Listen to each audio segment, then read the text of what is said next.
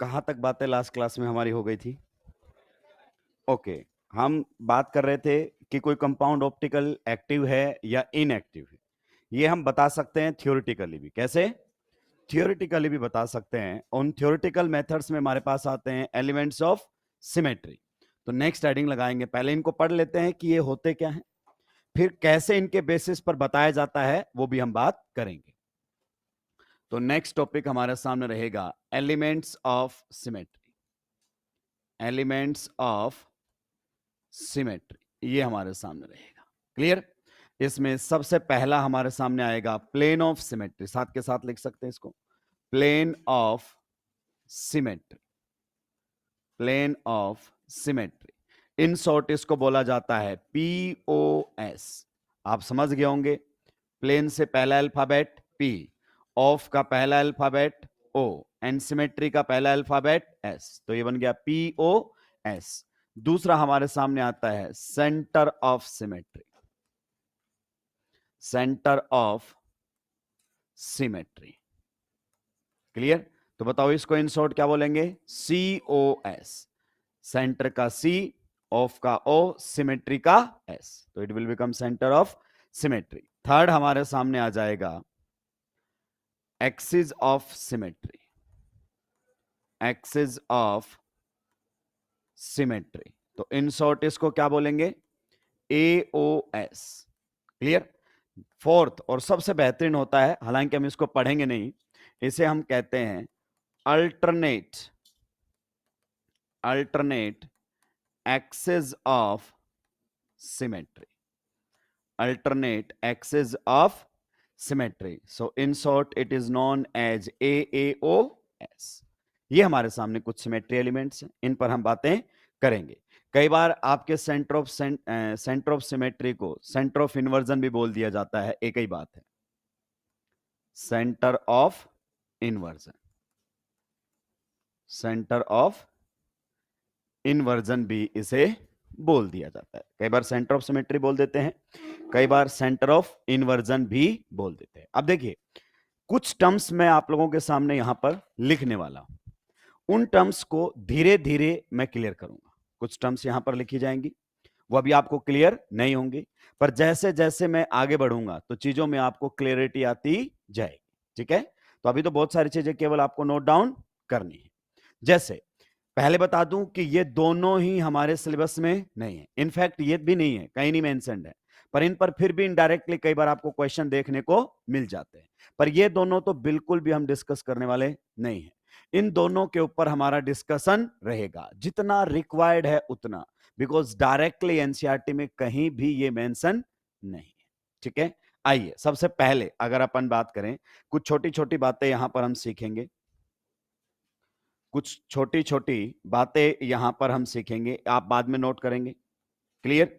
देखिए, ये हमारे सामने है पीओएस, ये हमारे सामने है अगर अपन बात करें सीओएस, ये हमारे सामने है एओएस, और ये हमारे सामने रहेगा एएओएस, alternate axis of symmetry.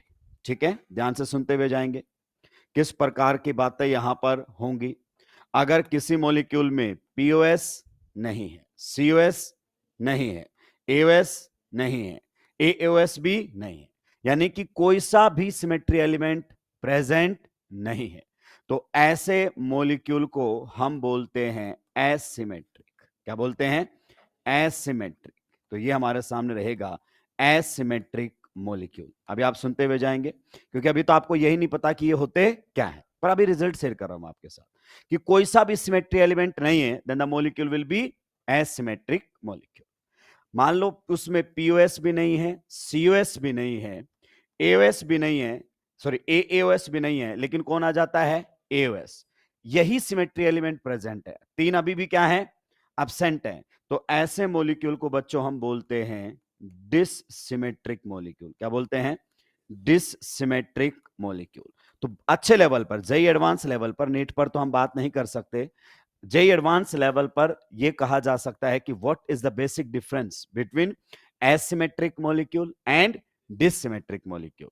So in asymmetric molecule कोई सिमेट्री एलिमेंट नहीं होता। कितने सिमेट्री एलिमेंट हैं? चार, चारों में से कोई नहीं होता। और आपका डिसिमेट्रिक मॉलिक्यूल के अंदर कौन होता है? AOS, मतलब AOS, एक्सिस ऑफ सिमेट्री। ये हमारे सामने, केवल इन्हीं में डिफरेंस है, वाक्य में डिफरेंस नहीं है। हालांकि ये दोनों ही मॉलिक्यूल्स को हम कैसे मॉलिक्यूल्स कहते हैं? दोनों ही मॉलिक्यूल्स होते हैं हमारे कायरल मॉलिक्यूल। क्या होते हैं? Chiral molecule. दोनों ही मॉलिक्यूल होंगे कायरल मॉलिक्यूल।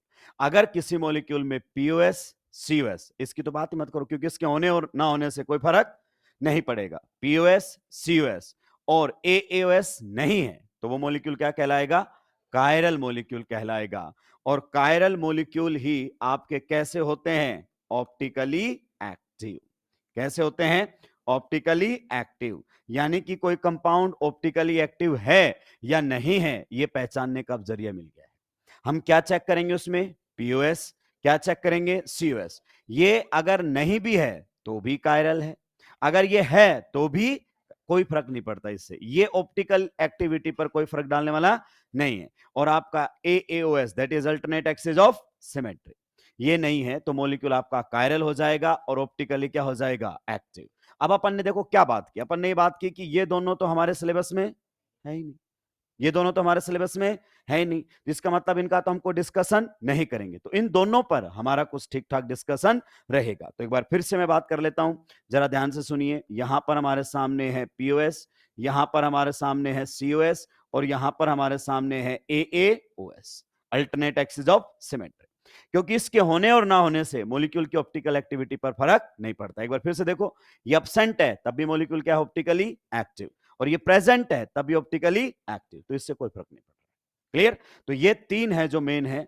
अब मान लीजिए हमने चेक किया किसी मॉलिक्यूल में POS नहीं है, किसी मॉलिक्यूल में COS, POS भी नहीं है, COS भी नहीं है, तो हम बाय डिफॉल्ट मान लेंगे कि उसमें अल्टरनेट एक्सिस ऑफ सिमेट्री भी नहीं है। यह हम मान लेंगे, हम चेक नहीं करेंगे, क्योंकि हमारे सिलेबस में जितने भी क्वेश्चंस होंगे, क्या बोला?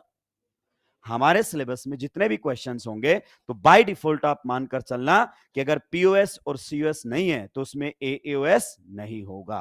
कई बार लोग ऐसे बोल देते हैं, अगर POS और COS नहीं है तो मॉलिक्यूल कायरल। आधी बात बोल रहे हैं वो, क्योंकि इन दोनों का पापा अभी बैठा हुआ है अल्टरनेट एक्सिस ऑफ सिमेट्री।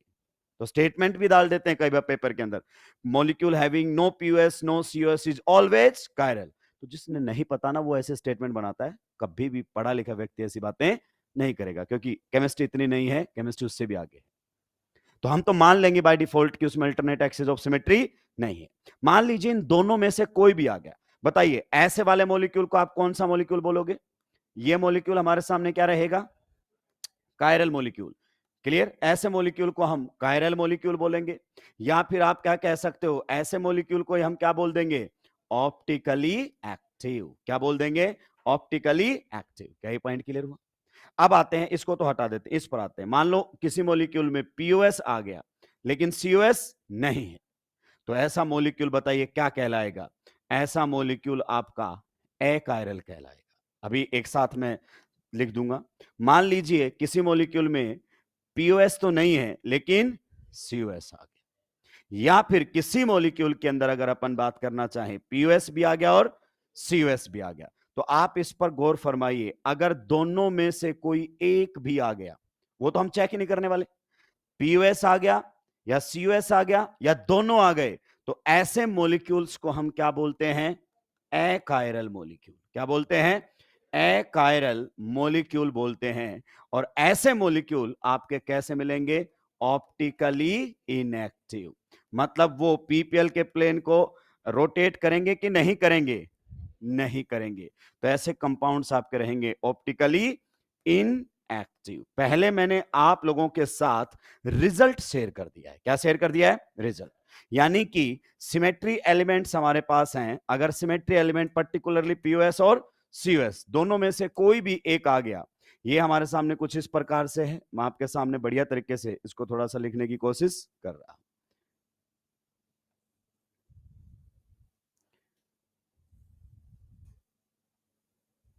ये देखिए, अगर सारे के सारे सिमेट्री एलिमेंट क्या है? एब्सेंट, POS भी नहीं है, COS भी, मान लेंगे AOS भी नहीं होगा, हमारे लेवल पे कोई क्वेश्चन नहीं आएगा। इवन जेई एडवांस में भी कोई क्वेश्चन नहीं आता जिसमें एओएस पूछता है, हायर लेवल पर पूछता है। तो मॉलिक्यूल कैसा होगा? Chiral, एनऑप्टिकली active. नेक्स्ट, अगर दोनों में से कोई भी एक सिमेट्री एलिमेंट आ जाता है तो आप बताइए वो मॉलिक्यूल कैसा कहलाएगा? कैसा कहलाएगा? Inactive, achiral. तो आप देखो, चाहे तो पीओएस आ जाए चाहे सीओएस आ जाए, दोनों में से एक भी आ गया तो मॉलिक्यूल अकायरल, एनऑप्टिकली इनएक्टिव। तो कई बार आपसे सिंपल क्वेश्चन पूछता है, which of the following molecule is chiral, which of the following molecule is achiral. So we will decide chiral और achiral on the basis of POS and COS। एक बार note कीजिए, आगे बढ़ेंगे। कायरल मॉलिक्यूल्स की कुछ और डेफिनेशंस भी आपको दी जाएंगी।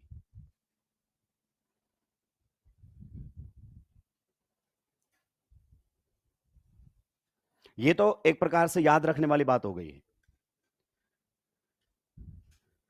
पीओएस सीओएस नहीं है तो बाय डिफॉल्ट हम मान लेंगे उसमें एएओएस भी नहीं होगा, और ऐसे मॉलिक्यूल को कायरल मॉलिक्यूल कहा जाता है। क्यों कहा जाता है, सारी बातें अभी आपके सामने होंगी। कहां से वर्ड आता है कायरल, सारी बातें करेंगे, पर एटलीस्ट ये रिजल्ट हमें मालूम होने चाहिए।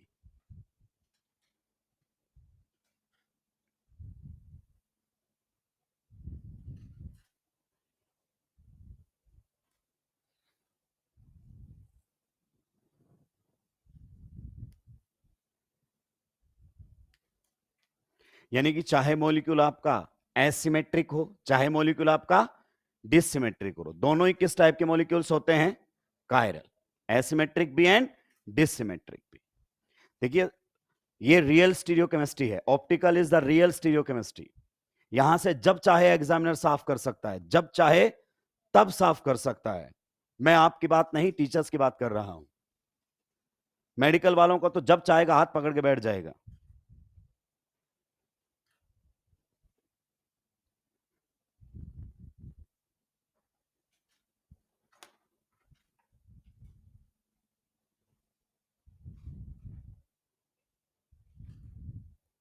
सुलटा दिया है।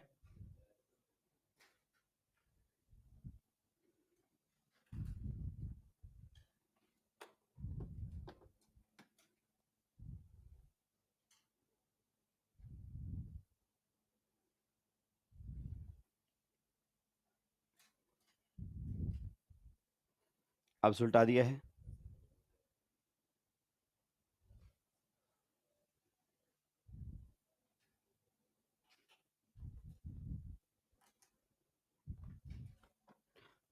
नोट लगाकर एक पॉइंट लिख दीजिए,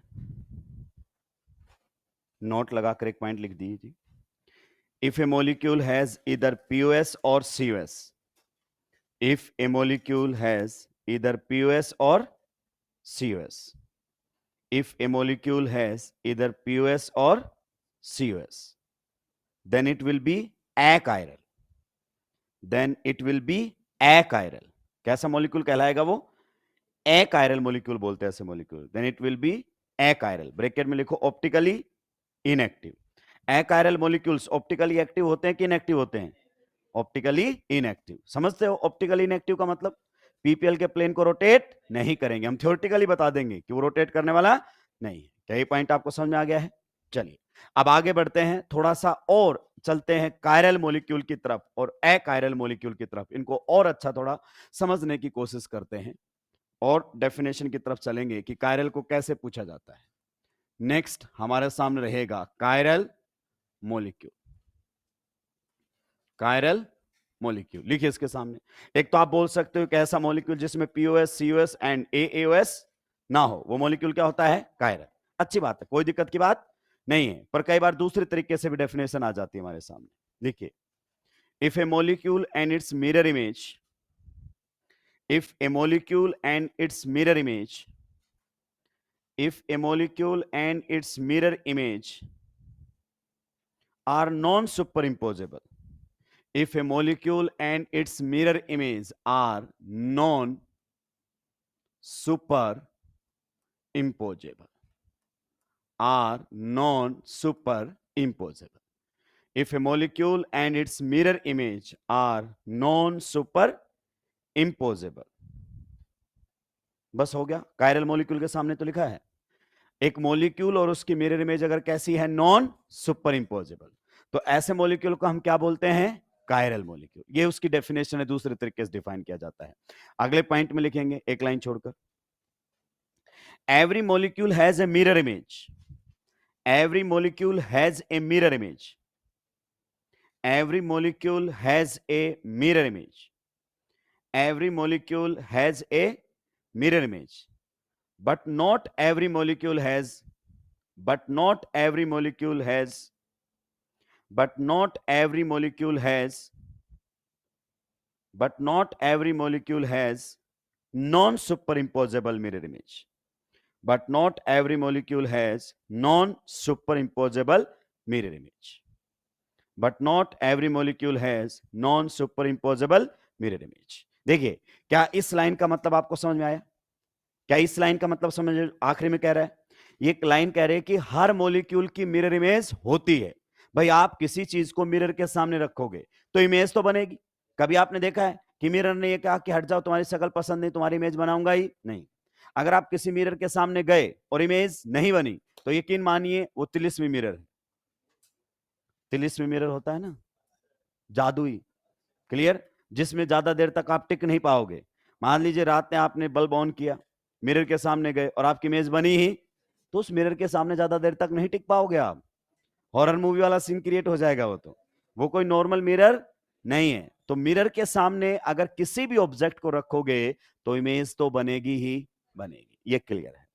पर हर इमेज नॉन सुपर इंपोजेबल बने ये जरूरी नहीं है। सर पहले तो मुझे नॉन सुपर इंपोजेबल का मतलब समझ में ही नहीं आया, पहले आप ये समझाइए फिर हम बात करेंगे। देखिए, जो ये वर्ड कायरल है, क्या है, कायरल, कई बार कायरल बोल देते हैं, कई बार किरेल बोल देते हैं। टू बी एग्जैक्टली ये किरेल ही होता है। क्या होता है, किरेल, ठीक है, पर मैं ज्यादातर कायरल बोलता रहता हूं, ठीक है। ऑनेस्टली अगर प्रोनाउंस करें तो क्या बोला जाता है, किरेल मॉलिक्यूल। अब आते हैं इसके ऊपर। देखिए, ये जो किरेल वर्ड आया है या कायरल वर्ड जिसे आप कह रहे हो, ये आया है आपकी ग्रीक लैंग्वेज से। कहां से आया है, ग्रीक। ग्रीक में कायर, कायर अपना हिंदी वाला कायर नहीं, डरपोक नहीं, ग्रीक में कायर वर्ड का मतलब होता है हाथ। हिंदी में अगर अपन ट्रांसलेट करें तो क्या होता है, हाथ। और हाथ की एक खास प्रॉपर्टी होती है कि लेफ्ट हैंड आपके राइट हैंड की मिरर इमेज होती है और राइट हैंड आपके लेफ्ट हैंड की मिरर इमेज होती है। पर ये मिरर इमेज आपस में नॉन सुपर इंपोजेबल है। देखिए ध्यान से सुनिएगा, अगर अपन बात करें, ये मेरा कौन सा हाथ है, राइट हैंड। अब आप यहां पर, मैंने बोला optical is all about visualisation. अगर आप इमेजिन करेंगे, विजुलाइज करेंगे तो चीजें समझ में आएंगी। तो आप इमेजिन कीजिए, यहां पर बीच में क्या रखा हुआ है, मिरर। तो आप बताइए, अगर यहां मिरर रखोगे तो क्या स्टार्ट होगा, इसकी इमेज, ये बनकर आ गई इमेज। तो देखिए, आपके राइट हैंड की जो मिरर इमेज है वो कौन है, लेफ्ट हैंड। तो आपके हाथ एक दूसरे की मिरर इमेज है, पर इनकी खास बात है, ये नॉन सुपर इंपोजेबल है। नॉन सुपर इंपोजेबल का मतलब, और समझिए, नॉन सुपर इंपोजेबल का मतलब है कि जब इसको उठा के इसके ऊपर रखोगे तो ये सुपर इंपोज नहीं होगा। सुपर इंपोज होने का मतलब है कि सामने से एक ही दिखे। क्या बोला मैंने, सामने से एक ही दिखे। तो अगर ये मेरा राइट हैंड है और ये इसकी क्या है, मिरर इमेज, क्लियर। तो राइट हैंड की मिरर इमेज, लेफ्ट हैंड, एक दूसरे की क्या है, मिरर इमेज। अगर मैं इसको ऑब्जेक्ट मानता हूं और इसको क्या मान लेता हूं, मिरर इमेज, तो अगर ऑब्जेक्ट को उठाकर इमेज के ऊपर रखूं तो बताइए सुपर इंपोज हो गया क्या? दोनों अंगूठे आपको साफ अलग अलग दिखाई दे रहे हैं, ये तो एटलीस्ट दिख रहे होंगे। या फिर ऐसे करते हैं, इमेज को उठा के ऑब्जेक्ट के ऊपर रखते हैं, ये लो, फिर भी आपको दोनों हाथ एकदम अलग अलग दिखाई देंगे। इसको बोलते हैं नॉन सुपर इंपोजेबल, कि एक दूसरे पर सुपर इंपोज नहीं हुआ। तो सर कोई ऐसा एग्जांपल जहां पर सुपर इंपोज हो जाए? किसी के पास फोन है, आईफोन 13 है गलती से किसी के पास, 13 ही है, लाओ दे दो, मास्टर से अमीर लोग हैं। 13 है तेरा भी, 13 बोला मैंने, उसका नया होगा तो बदलने का ऑप्शन तो रहेगा ना। चलिए, इत्तेफाक से कलर भी एक जैसा ही है, सेल्फी अच्छी लगाई है तूने, कवर निकाल रहा हूं मैं, ठीक है, थोड़ा साफ कर लिया कर राक्षस इसको। मुझे लगा कि मैं ही विचित्र प्राणी हूं, तू तो मुझसे भी ज्यादा विचित्र है। आइए सुपर इंपोजेबल समझते हैं, पहले क्या समझते हैं, सुपर इंपोजेबल। ये क्या है, ऑब्जेक्ट, और ये क्या उसकी मिरर इमेज। तो can be related as object and mirror image. अब देखो, इस इमेज को उठा के अगर मैं इस ऑब्जेक्ट पर रखता हूं तो कंप्लीटली सुपर इंपोज हो गया। इसको बोलते हैं सुपर इंपोज होना। सामने से एक ही फोन दिख रहा है, क्लियर। या फिर ऑब्जेक्ट को उठा के मिरर इमेज के ऊपर रखूं तो आपको फिर सामने से कितना दिखेगा, एक। इस फिनोमिना का कहते हैं कि आपकी जो मिरर इमेज है वो इसके ऊपर क्या हो गई, सुपर इंपोज। ये सुपर इंपोज होना होता है। मतलब एक दूसरे के ऊपर अगर अपन रख दें और सामने से केवल और केवल कितना दिखाई दे, एक, तो हम उसे क्या बोलेंगे, सुपर इंपोज होना। अब आप वापस से सोचो, ये मेरा कौन है, राइट हैंड, यहां पर क्या रखा, मिरर, और यहां पर कौन है, ये लेफ्ट हैंड। तो आप देखो, क्या ये एक दूसरे की मिरर इमेज है, 100%। पर अगर मैं इसको उठा के इसके ऊपर रखूं तो ये सुपर इंपोज, सबको पता है कि दो अलग हाथ दिख रहे हैं। यहां से इसके ऊपर रखूं तो ये भी एक दूसरे पर सुपर इंपोज।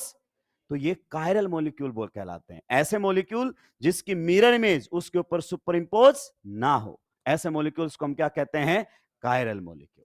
अब और समझिए, आज से आपको समझ में आएगा कि वास्तव में ही जो स्टीरियो है वो आंखों का धोखा है। कानों सुनी पर तुम्हें विश्वास नहीं होता था, अब आपको आंखों देखी पर भी विश्वास नहीं होगा। ध्यान से सुनिए, ये आपका राइट हैंड आपके लेफ्ट हैंड की क्या है, मिरर इमेज। ये मिरर इमेज हैं, पर ये नॉन आइडेंटिकल मिरर इमेज है। क्या है, नॉन आइडेंटिकल। आइडेंटिकल का मतलब सेम, एक ही है ये, और नॉन आइडेंटिकल का मतलब ये एक नहीं है। कैसी बात कर रहे हो सर, सामने से दिखने पर तो कोई फर्क ही, यस, ये दोनों अलग अलग हैं, ये सेम नहीं है। नॉन सुपर इंपोजेबल से भी बेटर है नॉन आइडेंटिकल मिरर इमेज। यानी कि अगर इसको क्या मान लिया जाए, ऑब्जेक्ट, और ये क्या मान ली जाए, उसकी इमेज, तो खास बात है कि ये नॉन आइडेंटिकल मिरर इमेज है। मतलब मिरर इमेज तो है, पर ये दोनों चीज सेम नहीं है। क्या सर आप इस बात को प्रूव कर सकते हो, बिल्कुल प्रूव किया जा सकता है। देखिए, अगर आपने जिंदगी में कभी भी दस्ताने ग्लव्स पहने हो तो राइट हैंड का ग्लव्स राइट हैंड में ही आता है, लेफ्ट में। अगर ये दोनों चीज वास्तव में ही सेम होती तो राइट वाला राइट में भी पहना जाता और लेफ्ट में भी पहना जाता। ये तो एक एग्जाम्पल, अब हम आगे बढ़ रहे हैं बहुत सारे एग्जाम्पल की तरफ। अगर आप नॉर्मल हैं तो आपके राइट पैर की इमेज, क्योंकि अब थोड़ा सा वो हॉरर मूवी वाला सीन हो जाता है, देखिए कोई बात किसी पर अप्लीकेबल, ये बात हम ऋतिक रोशन को समझाएं कि देखो आपके राइट हैंड की मिरर इमेज आपका लेफ्ट हैंड है, तो वो इस बात को नहीं मानेगा। एक्सेप्शन हर जगह होता है कि उसके पास एक अंगूठा एक्स्ट्रा है, तो उसके right hand left hand mirror image नहीं है। तो जब हम बातें करते हैं, इन जनरल बातें करते हैं, क्लियर। इसी प्रकार से अगर आप अपने पैर को देखो तो राइट पैर के सामने लेफ्ट पैर रखो, आपको लगेगा बीच में मिरर रखा हुआ है। एग्जैक्टली एक दूसरे की क्या है, मिरर इमेज। और ये भी कैसी मिरर इमेज है, नॉन आइडेंटिकल। दिखने में बिल्कुल एक जैसी लगेंगी, दिखने में बिल्कुल, लेकिन एक है नहीं। यही स्टीरियो है, दिखते एक जैसे हैं पर एक है नहीं। सर क्या आप प्रूव कर सकते हो कि एक नहीं है, तो ये तो आप दिन में 3 बार प्रूव करते हो। राइट पैर का चप्पल राइट में आता है, लेफ्ट में आता ही, राइट पैर का जूता राइट में ही आएगा, लेफ्ट पैर में आएगा ही। आप कुछ भी पहन के चलो, आप यहां से अपने रूम तक पहुंचोगे, कम से कम 10 लोग आपको बीच में बोल देंगे कि चप्पल तो पहनना सीख ले, डॉक्टर बाद में बनना। राइट वाला लेफ्ट में पहना और लेफ्ट वाला राइट में, इसका मतलब ये दोनों चीज सेम नहीं है। अब इस लाइन को दोबारा से पढ़ो, जो सेकंड पॉइंट लिखा है, that is exclusive point. Every object has a mirror image. कहता मिरर इमेज तो सबकी बनेगी, पर not every object has non superimposable mirror image. पर हर ऑब्जेक्ट की mirror image non superimposable नहीं है। लेकिन सर अभी तक जो आपने वर्ड्स हमें समझाए कि भाई राइट हैंड की mirror image left hand, non superimposable बोल दो या नॉन आइडेंटिकल, एक ही बात। लेफ्ट पैर की मिरर इमेज राइट पैर, नॉन सुपर इंपोजेबल या नॉन आइडेंटिकल। आप उठा के रखो पैर पे पैर, सुपर इंपोज नहीं होगा, अच्छी बात। कोई ऐसे भी तो एग्जाम्पल बताओ जो सुपर इंपोज हो जाए, जो क्या हो जाए, सुपर इंपोज, क्लियर। तो अगर आपके पास पेयर ऑफ सॉक्स है, क्या है, पेयर ऑफ सॉक्स, जिसे हिंदी में मोजे बोलते हैं, क्या बोलते हैं, तो राइट पैर की मिरर इमेज लेफ्ट पैर का होता है। आप रखना, राइट की मिरर इमेज लेफ्ट पैर का होगा। और अच्छी बात क्या है कि उनको जब सुपर इंपोज करोगे तो कंप्लीटली सुपर इंपोज होता है। अंगूठे वाले नहीं होने चाहिए, नॉर्मल की बात कर रहा हूं, सुपर इंपोज होते हैं। और मैं आपको बताता हूं, मिरर इमेज भी है एक दूसरे पर सुपर इंपोज भी होते हैं। जब भी आप पैकिंग करते हो तो पैकिंग ऐसे तो करते हो, एक के ऊपर दूसरा रख के ऐसे फोल्ड कर देते हो, क्योंकि कंप्लीटली सुपर इंपोज। लेकिन जूते ऐसे पैक नहीं करते, एक सीधा तो एक उल्टा। हमें बाय डिफॉल्ट पता है कि इसके ऊपर सुपर इंपोज नहीं होगा, पर जब भी सॉक्स को हम करते हैं पैक तो एक के ऊपर दूसरा। दूसरी बात, जब भी आप घर जाते हो जूते निकालते हो, ये जूता निकाल दिया, ये जूता निकाल दिया, अब क्या निकालते हैं? सॉक्स। भाई साहब अगर पहले हमारे पास लेफ्ट पैर आया तो लेफ्ट पैर का सॉक्स निकाल के राइट पैर के जूते में डाल दिया, और राइट वाला आया फिर लेफ्ट वाले में। और सुबह पहनते हुए हम कभी नहीं सोचते कि ये वाली जो आपका मोजा है ये लेफ्ट में पहनूं या, जो मोजा पहले आ गया, जो पैर पहले आ गया उसी में पहन लेते हैं। लेकिन भाई साहब जूते में ऐसा नहीं होता। जूते में तो सोच समझ के पहनना है कि राइट वाला है या लेफ्ट वाला। तो जो पेयर ऑफ सॉक्स आपकी होती हैं वो कैसी मिरर इमेज होती हैं? सुपर इंपोजेबल, मतलब आइडेंटिकल मिरर इमेज हम उनको कहते हैं। और जिनकी मिरर इमेज सुपर इंपोज हो जाए वो मॉलिक्यूल कायरल या अकायरल? अकायरल मॉलिक्यूल कहलाते हैं। कैसे मॉलिक्यूल कहलाते हैं? अकायरल मॉलिक्यूल कहलाते हैं। चलिए इसी में ही हम कुछ यहां पर देखते हैं एक बार।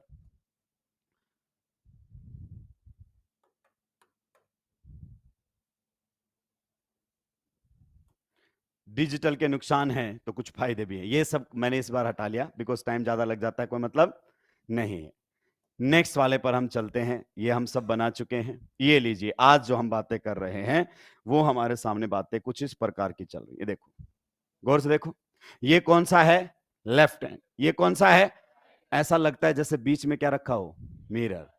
ये आप लोगों के सामने देखिए, कौन सा हाथ है आपके हिसाब से? ये कौन सा है? लेफ्ट। ये कौन सा है? अगर इन दोनों को ऐसे सुपर इंपोज करूं तो हो गए क्या? तो कैसी मिरर इमेज है? Non superimposable. तो आपका हाथ कैसा होता है? कायरल। कैसा होता है? कायरल। इस पर भी आएंगे थोड़े दिनों बाद। इधर वाले पे देखो, देखो ये एक आपके सामने मोजा हो गया, ये दूसरा। देखो एक दूसरे की क्या है? मिरर। और उठा के रखोगे सुपर इंपोज हो जाता है। क्लियर? तो ये कैसी मिरर इमेज हुई? ये हुई आइडेंटिकल मिरर इमेज। क्या हुई? Identical mirror image. तो जो आपने लिखा है कायरल मॉलिक्यूल, उसके नीचे ये डायग्राम बनाओ और ऐसे इस प्रकार से लिख देना इसके नीचे क्या? Non superimposable. बनाओ। ड्राइंग तो आपकी बहुत अच्छी है, बायोलॉजी के स्टूडेंट्स हो। Non superimposable mirror image, non superimposable mirror image, या फिर इसी को आप क्या कह सकते हो बताओ? Non identical, non identical mirror image.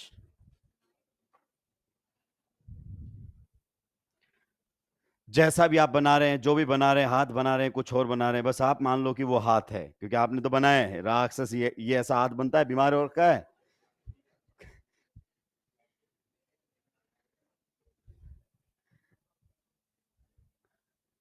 Main point है वर्ड को समझना। क्या हमें नॉन सुपर इंपोजेबल वर्ड समझ में आया? Yes. If a molecule and its mirror image are non-superimposable, then the molecule will be chiral. Chiral means optically active. ऐसा molecule chiral होगा and optically active होगा।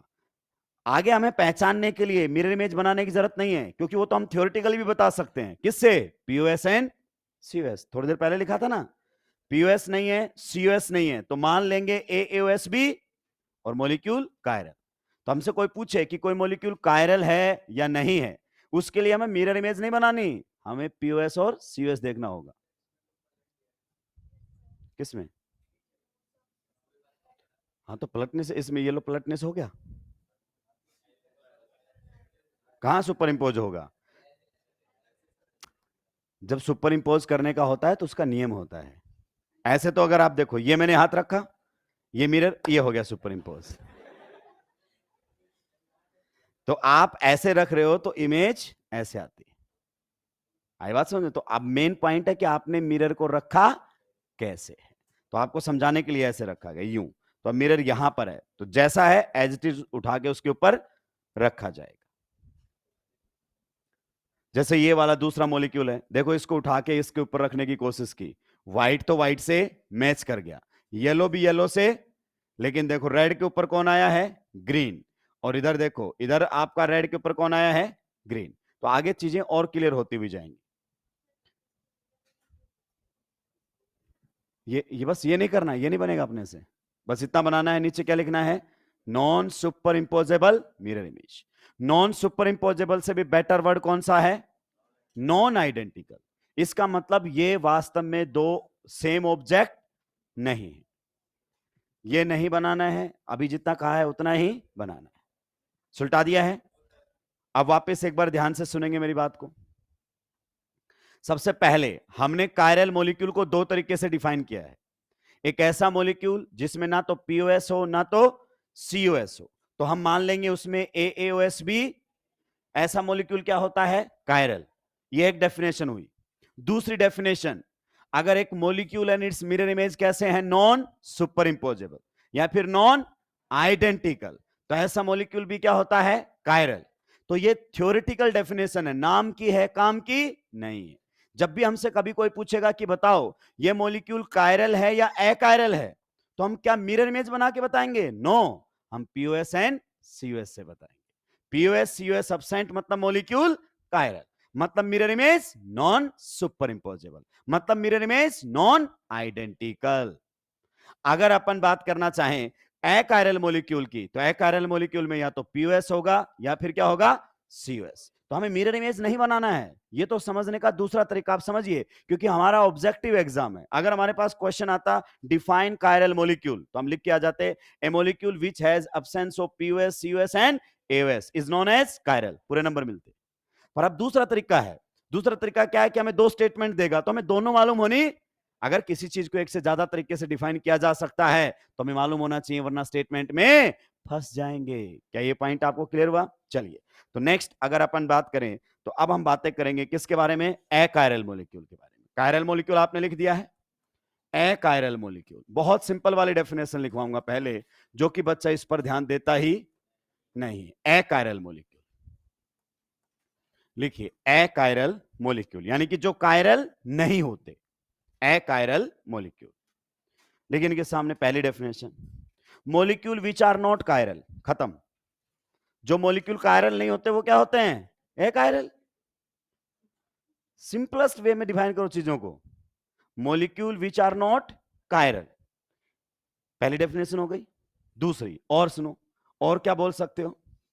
If a molecule and its mirror image are superimposable, if a molecule and its mirror image, if a molecule and its mirror image, if a molecule and its mirror image are superimposable, if a molecule and its mirror image are superimposable, खत्म हो गया। Is non are non लिखने की जरूरत नहीं है।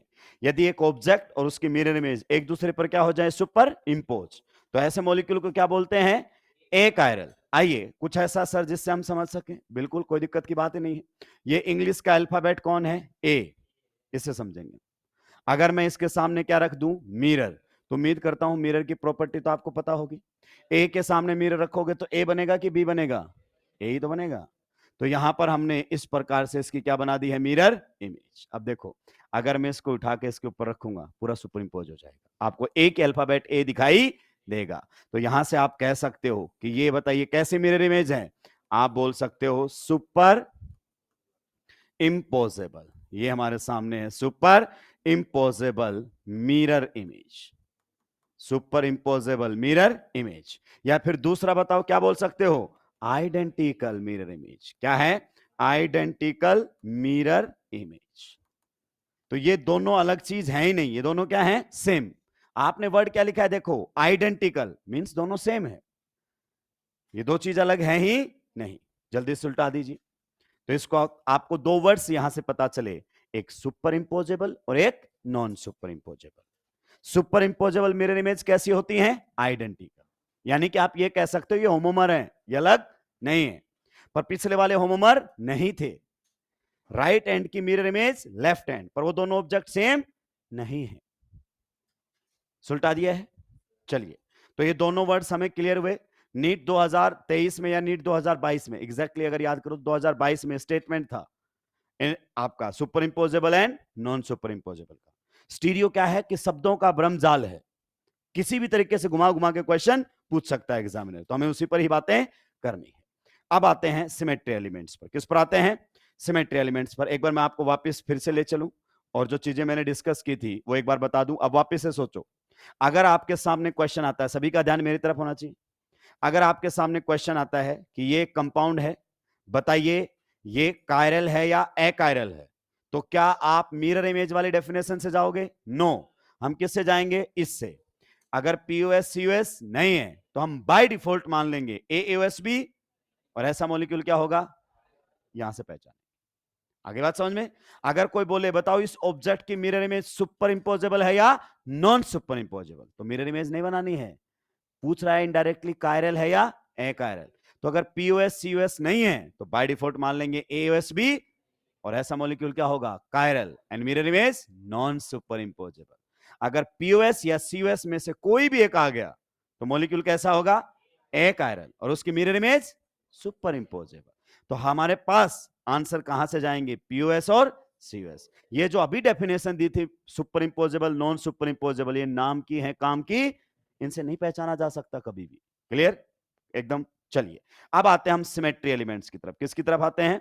Symmetry elements की तरफ आते हैं, और उसमें सबसे पहला हमारे सामने आएगा, पहला symmetry elements, plane of symmetry. Plane of symmetry, plane of symmetry. In short इसको पीओएस से लिखा जाता है, एंड रिप्रेजेंटेड बाय सिग्मा। किससे रिप्रेजेंट किया जाता है? सिग्मा। नोटेशन है, जैसे एंगल को किससे लिखते हो? थीटा, तो इसको किससे लिखा जाता है? सिग्मा से। Plane of symmetry. डेफिनेशन लिखिए इसकी, डेफिनेशन लिखिए। An imaginary plane, underline the word imaginary, imagine करना पड़ेगा आपको। An imaginary plane, an imaginary plane which bisect the given molecule, an imaginary plane which bisect the given molecule, which bisect the given molecule in such a way, which bisect the given molecule in such a way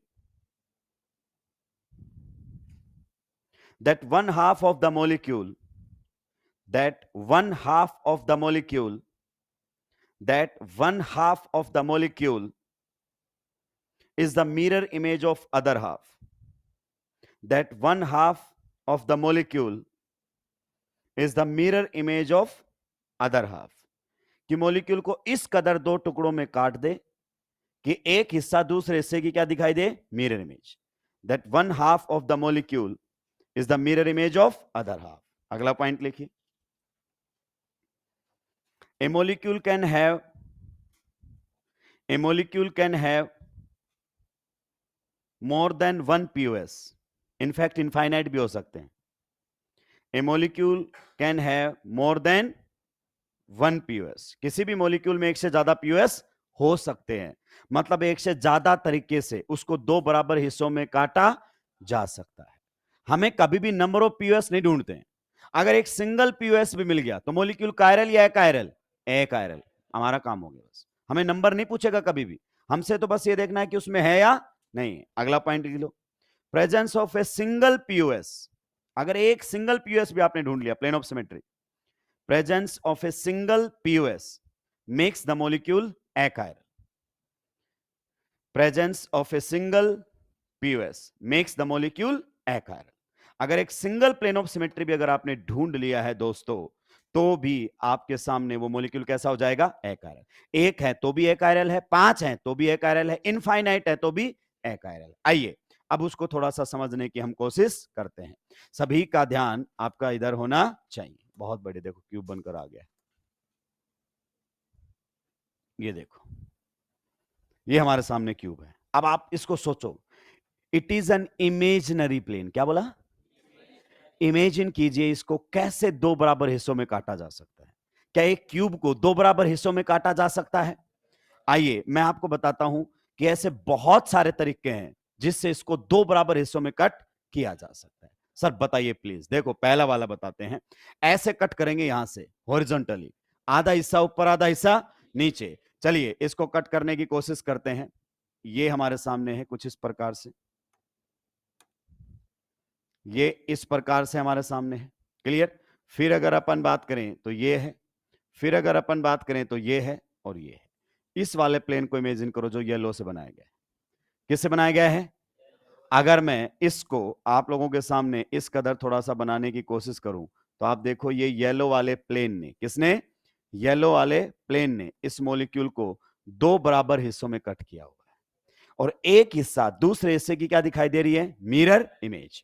in fact ये जो आपका POS है इसी को ही क्या बोलते हैं? POS, plane of symmetry, present इस मॉलिक्यूल के अंदर। दूसरी बात सुनो, ये पीओएस किसका काम करना चाहिए? मिरर का। ऐसा लगना चाहिए कि ये मिरर बीच में सेट हो गया मॉलिक्यूल के अंदर। आइए समझते हैं। देखो अगर मैं इस कॉर्नर की मिरर इमेज देखूं तो कहां दिखाई देगी? यहां पर। देखो आपको ऐसा लगेगा बीच में मिरर रखा है, इसकी मिरर इमेज यहां पर। सिमिलरली इसकी मिरर इमेज कहां दिखाई देगी? यहां पर। एक अदर बात करना चाहें तो इसकी मिरर इमेज कहां दिखाई देगी? यहां पर। इसकी मिरर इमेज कहां दिखाई देगी? यहां पर। इस प्रकार से तो ये पूरे मॉलिक्यूल को दो बराबर हिस्सों में कट कर रहा है। इसका मतलब इस मॉलिक्यूल में क्या है? पीओएस। आप बताइए पीओएस आते ही मॉलिक्यूल कायरल या अकायरल? Molecule achiral. बताओ इसकी मिरर में सुपर इंपोजेबल या नॉन सुपर इंपोजेबल? सुपर इंपोजेबल। आप घर पर जाकर देख लेना, एक क्यूब के ऊपर दूसरा क्यूब कंप्लीटली सेट हो जाता है। तो ये हमारे सामने रहेगा सुपर इंपोजेबल। आप थोड़ा सा स्टीरियो में समझते हुए जाओ, चीजें समझ में आएंगी ना, तभी उसके शब्दों के भ्रमजाल से बच पाओगे। अब आपके सामने ये आया, अब आपको लगा कि अच्छा इसमें एक ही प्लेन ऑफ सिमेट्री। नहीं, एक मॉलिक्यूल में एक से ज्यादा प्लेन ऑफ सिमेट्री भी हो सकते हैं। एक मॉलिक्यूल के अंदर अगर अपन बात करें तो एक से ज्यादा प्लेन ऑफ सिमेट्री भी हो सकते हैं। किस प्रकार से? चलिए वापस समझते हैं। वही क्यूब हमारे सामने दोबारा से। एक और तरीका बताओ इसको दो बराबर हिस्सों में कट करने का। एक और तरीका है क्या? है सर, बहुत सारे तरीके हैं। आओ मैं बताता हूं सर आपको। देखो अगर हम इसको इस तरीके से कट करते हैं, किस तरीके से कट करते हैं? अगर हम इसको कुछ इस तरीके से सर कट करते हैं, ये वाला अगर सर आप प्लेन देख पा रहे हो तो देखो बराबर दो हिस्सों में कट कर दिया, कट कर दिया दो बराबर हिस्सों में। गौर से देखते रहो दो बराबर हिस्से कौन कौन से हैं। तो ये वाला आपका प्लेन है, सो दैट मैं आपको थोड़ा सा इमेजिन करवा पाऊं। ये हमारे सामने प्लेन है। तो देखो इस वाले कॉर्नर की मिरर इमेज ये दिखेगी, इस बार मिरर यूं रखा हुआ, और इस वाले कॉर्नर की मिरर इमेज यहां दिखाई देगी, इस वाले कॉर्नर की मिरर इमेज यहां दिखाई देगी, और इस वाले कॉर्नर की मिरर इमेज यहां। तो बताइए इसके अंदर एक से ज्यादा प्लेन ऑफ सिमेट्री है? जी हां। किसी बच्चे ने ये वाला सोचा, किसी बच्चे ने ये वाला सोचा। अभी और भी आ सकते हैं इसके अंदर। अच्छा क्या बात कर रहे हो सर, और भी है क्या जिसमें हम प्लेन ऑफ सिमेट्री ढूंढ सकते हैं? इनफैक्ट इसमें 9 होते हैं, लेकिन हमें कितने हैं वो बताने की जरूरत नहीं है। तो फिर सर क्यों? मैं आपको बता रहा हूं कि एक मॉलिक्यूल के अंदर एक से ज्यादा भी आपका प्लेन ऑफ सिमेट्री हो सकता है, पर हमें कितना ढूंढना है बच्चे? हमें ढूंढना है मात्र और मात्र एक। अगर हमें एक भी प्लेन ऑफ सिमेट्री दिखाई दे गया तो हम बोलेंगे मॉलिक्यूल कैसा है? अकायरल। ढूंढ पा रहे हो इस बार कैसे? इस बार वर्टिकली कट कर दिया है तो दो बराबर हिस्से होंगे। तो ये वाला जो आपका प्लेन है कैसा? देखो इस कॉर्नर को कौन सा मिरर इमेज दिखाई देगा जरा बताना। इस कॉर्नर को ये दिखेगा, मिरर ऐसे रखा हुआ है। इस कॉर्नर को ये दिखेगा, इस कॉर्नर को ये दिखेगा, इस कॉर्नर को ये दिखेगा। तो बताइए क्या इस मॉलिक्यूल के अंदर प्लेन ऑफ सिमेट्री है? तो सेम मॉलिक्यूल में आपने 3 पीओएस देख ली, हमें कितना देखना है? मात्र एक। हम यहीं से कह सकते थे ये मॉलिक्यूल अकायरल है, ऑप्टिकली इनएक्टिव है। इसकी मिरर इमेज सुपर इंपोजेबल है। आपको टोटल नहीं काउंट करने, आपको तो मात्र एक ढूंढना है। सबसे पहली बात ये। दूसरी बात ये आपको इमेजिन करना पड़ेगा। इमेजिन, जैसे पूरा इमेजिनेशन का खेल किस में चलता है? साउथ की मूवीज में। साउथ की मूवीज देखी आपने? पूरा इमेजिनेशन का वहां पर मामला चलता है। आपको भी ऐसे ही इमेजिन करना पड़ेगा, विजुलाइज करना पड़ेगा। वो साउथ की मूवी कई बार होती है, लड़ाई चल रही होती है, हीरो की एंट्री होती है ऐसे यूं, जिस स्पीड से हीरो आता है उतनी स्पीड से पीछे चेयर भी आती है। कोई नहीं खींच रहा होता चेयर को, कहता लॉजिक घर रख लो अपने, और हीरो ऐसे पैर फोल्ड करेगा, बैठेगा, चेयर एकदम सेट हो जाएगी। एक विलन बचेगा, बाकी सारे साफ हो जाएंगे। एक विलन बचेगा, बाकी सारे साफ। हीरो की तरफ पलट के देखता है कि बाकी कहां गए। फिर हीरो बोलता है फ्लैशबैक, फिर पता चलता है कि अच्छा ऐसे ऐसे इसने सुलटाया है। ये थोड़ा अलग तरीका है, सुलटाने के बाद बता रहा है। साउथ में एक और तरीका होता है, जैसे लड़ाई शुरू होती है तो मेन विलन को बुलाता है, रुद्रा अगर तूने मारा तो मैं कैसे कैसे मारूंगा, इमेजिन। हथियार रख के भाग जाते हैं कि लड़ने का कोई मतलब, इट्स ऑल अबाउट इमेजिनेशन।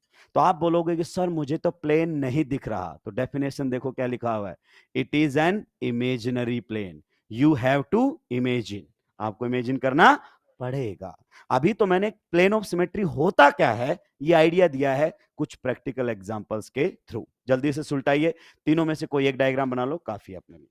मतलब पीओएस होता क्या है, कम से कम ये तो हम विजुलाइज कर पाए।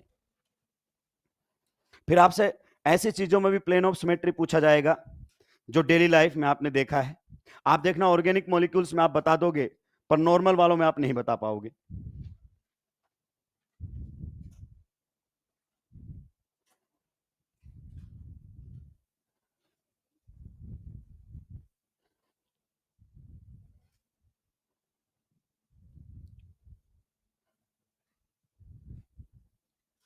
जल्दी जल्दी सुलटाएंगे भाई लोगों, एक ही डायग्राम बनाना है, ठीक है। हमें ये नहीं कि कितने पीओएस हैं, वो ढूंढने का क्वेश्चन नीट में नहीं आता है, क्योंकि ये भी इनडायरेक्टली पढ़ा रहा हूं, डायरेक्टली सिलेबस में नहीं है। पूरी एनसीईआरटी में पीओएस वर्ड नहीं दिखेगा आपको। सुलटा दिया है। चलिए अगली स्लाइड पर चलते हैं, कुछ और प्लेन ऑफ सिमेट्री के बारे में सोचते हैं। किसके बारे में सोचते हैं, कुछ प्लेन्स ऑफ सिमेट्री के बारे में। यहां पर आप गौर से देखिए, ये आप लोगों के सामने कौन है, स्फेयर, ठीक है। आपको बताऊं आपका जो एटम होता है वो कैसा होता है, स्फेरिकल, ये तो सब जानते हैं। तो इसको समझना बहुत ज्यादा जरूरी है। क्या हम इसको दो बराबर हिस्सों में कट कर सकते हैं, जी हां। इसको दो बराबर हिस्सों में कट करने के बहुत सारे तरीके हैं। सबसे पहला तरीका सीखें, सबसे पहला तरीका सीखें। मान लीजिए अगर मैंने इसको इस प्रकार से दो बराबर हिस्सों में कट कर दिया, इस प्रकार से दो बराबर हिस्सों में क्या कर दिया है, कट। तो ये जो आपका है ये क्या कहलाएगा, राइट नाउ ये कहलाएगा पीओएस, प्लेन ऑफ सिमेट्री में है, क्योंकि इसको हॉरिजॉन्टली प्लेन से दो बराबर हिस्सों में काटा जा सकता है। और देखो काटने के बाद ये कैसा दिखेगा, जरा उस पर हम बात कर सकते हैं। हेमिस्फेयर बना हुआ है क्या कहीं पे, आगे भी है क्या, है कहीं हेमिस्फेयर, ये रहा, वाह मजा आ गया। तो यहां पर अगर हमने इसको क्या कर दिया है, कट कर दिया है, तो आप देखिए इसके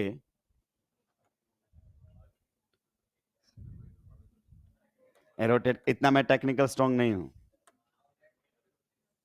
ये लो, ठीक, बस हो गया मेरा काम। राक्षस, क्या बात है, क्या बात है, जाऊं मैं। तो देखो इसको हमने क्या कर दिया है, कट कर दिया है। तो कट करने के बाद ये कुछ इस प्रकार से दिखाई देगा, और आप देख सकते हैं कि एक हिस्सा दूसरे हिस्से का क्या है, मिरर इमेज। तो हमने इसको दो बराबर हिस्सों में कट कर दिया है। इसका मतलब आपके स्फेयर के अंदर भी क्या होता है, प्लेन ऑफ सिमेट्री। और ध्यान रखना, और कुछ याद रहे ना रहे, आप एटलीस्ट ये तो ध्यान रखना, क्या atoms are, atoms are spherical in shape. सही बात है कि नहीं है। तो एक स्फेयर को अगर दो हिस्सों में काटा जा सकता है, तो एक एटम को भी दो बराबर हिस्सों में काटा जा सकता है। ये तो आपने हॉरिजॉन्टल प्लेन से काटा, ऐसे वर्टिकल से भी काटा जा सकता था। तो ये थोड़ा सा बेसिक आइडिया आपको लग रहा है किसके रिगार्डिंग, प्लेन ऑफ सिमेट्री। जल्दी से सुलटाइए। तो ये ऑब्जेक्ट आपका कायरल हुआ या अकायरल, अकायरल। इसकी मिरर इमेज सुपर इंपोजेबल या नॉन सुपर इंपोजेबल, सुपर इंपोजेबल। आने लगे वर्ड्स। तो जब चीजें दिमाग में क्लियर होंगी ना, तभी आप ऑप्टिकल पर हाथ डाल पाओगे, रट नहीं सकते इस टॉपिक को आप। अभी कुछ डेली लाइफ के एग्जाम्पल भी लेंगे।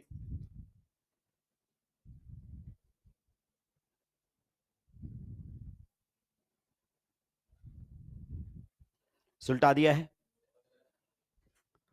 जल्दी जल्दी सुलटाएंगे।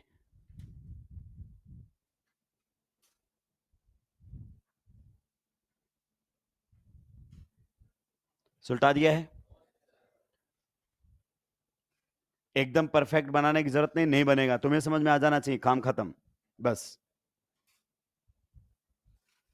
अब सुलटा दिया है। चलिए अब जरा ध्यान से सुनेंगे मेरी बात को। हम कुछ रियल लाइफ ऑब्जेक्ट लाते हैं, देखते हैं कि आप चीजों को विजुलाइज करना सीखे कि नहीं सीखे, इमेजिन करना सीखे कि नहीं सीखे। आइए इस ग्लास के अंदर बताइए प्लेन ऑफ सिमेट्री है कि नहीं है? क्या इस ग्लास को दो बराबर हिस्सों में कट किया जा सकता है और दोनों हिस्से एक दूसरे की मिरर इमेज हो? कैसे कट करोगे? हॉरिजॉन्टली, हॉरिजॉन्टली कट करोगे तो ऊपर से तो खाली है, नीचे तो बॉटम है इसके। क्लियर? वर्टिकली ऐसे दो बराबर हिस्से कटेंगे। जैसे आपने देखा है कितने लोगों के जो पापा लोग हैं वो दो भाई हैं और वो सेपरेट हो चुके हैं, तो बंटवारा होता है तब पीओएस का इस्तेमाल होता है। हर चीज दो बराबर हिस्सों में काटी जाती है। प्रॉपर्टी आधी आधी, जमीन आधी आधी, घर भी आधा आधा, दो बराबर हिस्से किए जाते हैं। तो मान लीजिए रूम पार्टनर थे आप लोग, अब सेपरेट हो रहे हो तो हर चीज क्या होगी? आधी आधी। तो ग्लास भी आधा आधा कटेगा। तो इसको दो बराबर हिस्सों में काटा जा सकता है, हाँ। तो it contains plane of symmetry. So this object is chiral और achiral? This object is achiral. अब आपके सामने नेक्स्ट एग्जांपल लाएं, डेली लाइफ का एग्जांपल। देखो ऑर्गेनिक मॉलिक्यूल तो समझा दूंगा मैं, पर तुम्हें डेली लाइफ वालों में दिक्कत है। चलिए अगला एग्जांपल आप लोगों के सामने है बाइसिकल। क्या है बताइए? कौन से वाले माने? नॉर्मल वाले माने, गर्ल्स वाले माने? कोई सी मान लो, उससे कोई फर्क पड़ने वाला नहीं है। जिसको जो पसंद है वो वैसी वाली बाइसिकल मान सकता है। क्लियर? और बताओ बाइसिकल को दो बराबर हिस्सों में कट किया जा सकता है क्या? सोचो कैसे भी करके, दो बराबर, एग्जैक्टली दो बराबर हिस्से। बाइसिकल, कितने लोगों को लगता है कि बाइसिकल दो बराबर हिस्सों में काटी जा सकती है? काफी लोगों को लगता है, मतलब उसमें प्लेन ऑफ सिमेट्री है। जरा बताओ कैसे काटोगे? ये है बाइसिकल, ये दो हैंडल हैं, ठीक है, आपने ऐसे उसको कट कर दिया। तूने राक्षस जीवन में बाइसिकल नहीं चलाई है।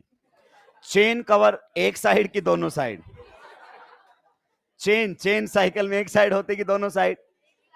एक साइड। तो आप ऐसे फ्रेम होती है साइकिल की। मैं थोड़ा सा इतना परफेक्ट डायग्राम तो नहीं बना पाऊंगा, पर हाँ मैं आपको थोड़ा सा आइडिया दे सकता हूं कि कुछ इस वी शेप के अंदर आपकी क्या होती है? साइकिल। यहां पर क्या होता है? पेडल। क्लियर?